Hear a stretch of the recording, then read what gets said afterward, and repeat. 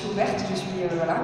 Et non, j'ai gardé quelques contacts, j'ai eu beaucoup de soutien, notamment, je ne vais pas te sortir tous les noms, mais il y a une vraie... par exemple, avec Marc Lavoine, j'ai fait un duo avec lui.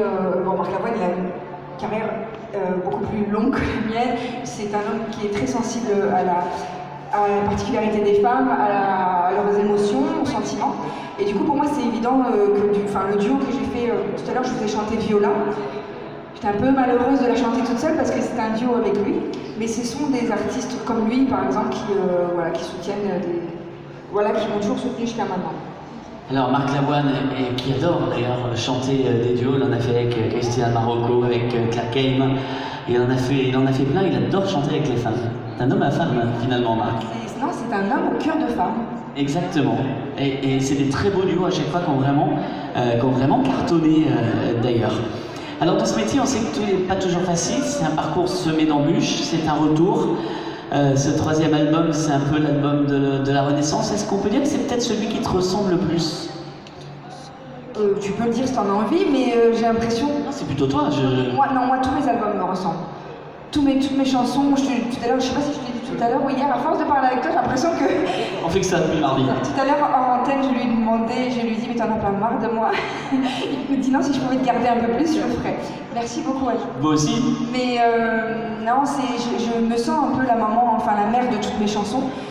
C'est comme une sorte de puzzle, hein, comme je te disais tout à l'heure.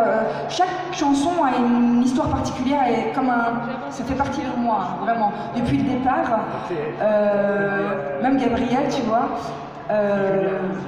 ce sont des sujets qui sont très sensibles.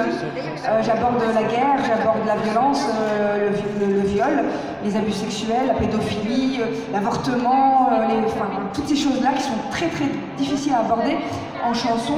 Et j'en ai besoin parce que pour moi c'est ma façon d'exulter aussi et de mettre le doigt sur ces sujets-là moi je me sens un peu féministe aussi sur les bords et on en a besoin parce que voilà, il n'y a jamais assez de voix élevées pour ça et le plus faible et le plus pauvre entre guillemets. Et aujourd'hui je me console un peu parce que j'ai la chance de vivre à Paris sur l'île de la Cité et je vis en face du palais de justice. Du coup, le matin, quand j'ouvre la fenêtre, je vois des avocats passer en toge et ça me console un peu. Et je me console aussi quand je reçois du courrier de fans, surtout des jeunes filles, la plupart du temps, qui me disent merci, grâce à toi, j'ai pu soulever le tabou que j'avais par rapport à tel événement dans ma vie, notamment, je pense à mon premier album.